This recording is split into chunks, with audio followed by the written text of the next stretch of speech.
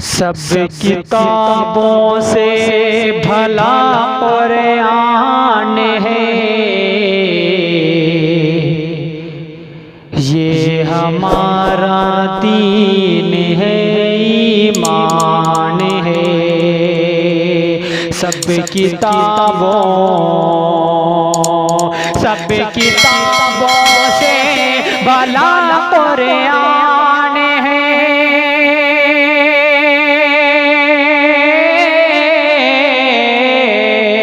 ये हमारा दीन है, ईमान है। हम करेंगे इसकी इज्जत और अदब, जिस्म में जब तक के हमारे जान है। हम करेंगे इसकी इज्जत और अदब,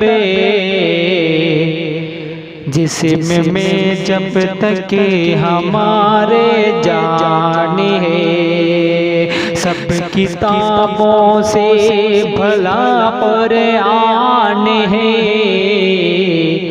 ये हमारा दीन है, ईमान है।